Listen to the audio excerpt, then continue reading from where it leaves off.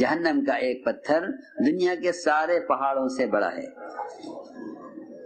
وہ صحابی سن کر بے ہوش ہو گئے خوف سے، کیونکہ ان کا سننا تھا یقین کے اعتبار سے، ہمارا سننا ہے معلومات کے اعتبار سے۔ حضرت فرماتے تھے یقین، یہ تاثر یقین کا ہوتا ہے، معلومات کا کوئی تاثر نہیں ہے۔ تاثر یقین کا ہے، معلومات کا کوئی تاثر نہیں ہے۔ جی ہاں، تاثر یقین کا ہے، تاثر یقین کا ہے، معلومات کا کوئی تاثر نہیں ہے۔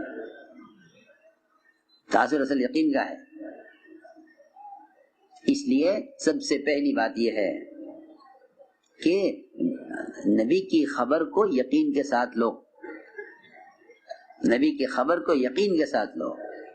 سب سے پہلے یہ سمجھایا گیا کہ وہ جو خبر دیں تم اس خبر کو کائنات کے نظام کے اعتبار سے مت سوچنا، ورنہ تو تم خبر کا انکار کر بیٹھو گے یا شک کر بیٹھو گے،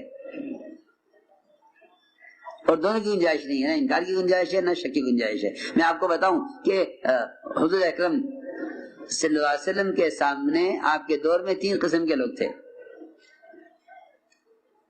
3 قسم کے لوگ۔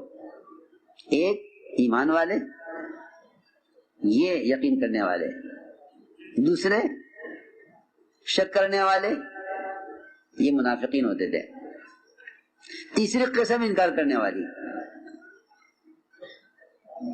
تیسری قسم انکار کرنے والی۔ میری بات توجہ سننا،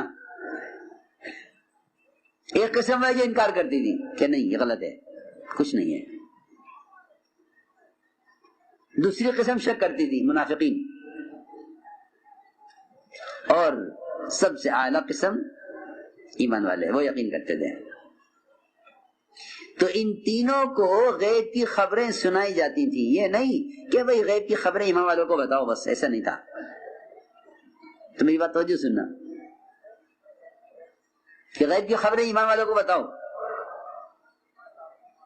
کیونکہ ایمان بالغیب، ایمان لانے کا حکم ان کو ہے، نہیں ایسا نہیں کہ غیب کی خبریں سب کو سنائی جاتی تھی۔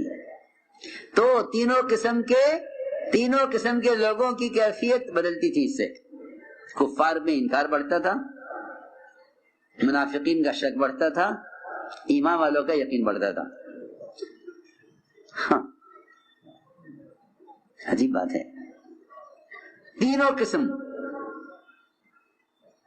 کہ میں نے جو کچھ میں نے عرض کیا ہے اب تک، میں اس کو سمجھانے کے لیے کہہ رہا ہوں کہ یہ جو کچھ میں نے بتلایا ہے یہ ہوگا نہیں جب تک ایمان بالغیب نہ سیکھا جائے۔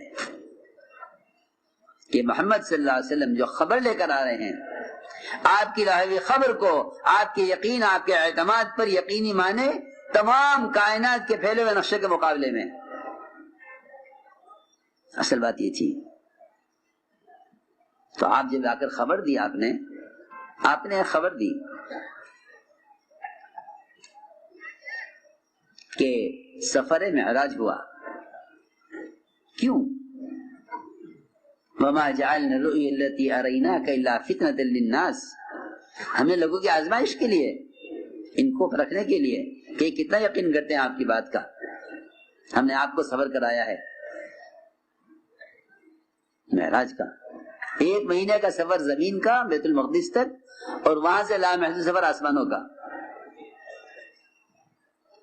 اور یہ رات کے کسی حصے میں ہو گیا۔ جی ہاں، اب سائنس والے یہ زمین ناپیں کہ یہاں سے وہاں تک کتنا ٹائم لگے گا، وہاں سے وہاں کتنا ٹائم لگے گا، کہ یہاں سے وہاں تک کتنا ٹائم لگے گا، یہاں سے وہاں کتنا ٹائم لگے گا۔ جی ہاں، یہ نہیں، یہ نہیں، سنو غور سے، کس میں کتنا ٹائم لگے گا، یہ نہیں، بلکہ عجیب بات ہے، جب آپ صبح آپ نے خبر کی لوگوں کو، تو یقین کرنے والے ابو بکر صدیق رضی اللہ عنہ، ان کو بعد میں معلوم ہوا، ابو جہل کو آپ نے پہلے بتا دیا۔ تو ابو جہل سب سے بڑا کذاب، جھٹلانے والا، کہ لو سنو رات یہ سفر ہوا معراج کا،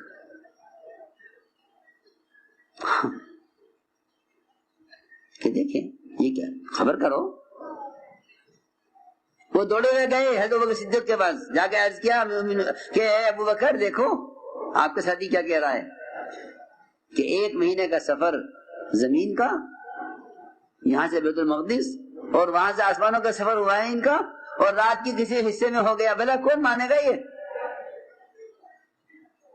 ایسی خبروں میں ایمان والوں کے ایمان کا امتحان ہے، اور ایسی خبروں سے انکار کرنے والوں کے انکار کو بڑھانا ہے۔ ایمان والوں کے لیے لیزدادوا ایمانا مع ایمانہم، ان کے ایمان کا امتحان بھی ہے، ان کے ایمان کو بڑھانا بھی ہے ان خبروں سے، جی ہاں، تاکہ وہ کفر میں آگے بڑھیں، یہ ایمان میں آگے بڑھیں۔ اس لیے ایمان بالغیب کے لیے غیب کی چیزوں کے تذکرے کرنا مستقل کام ہے۔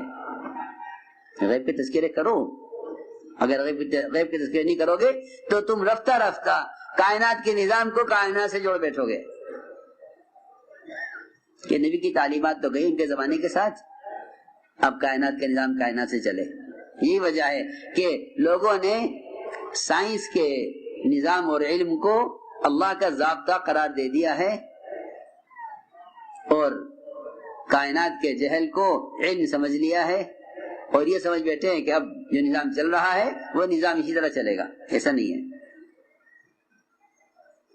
اس لیے کہا کہ ایمان بالغیب کے واقعات اور غیب کی خبریں سنتے رہا کرو،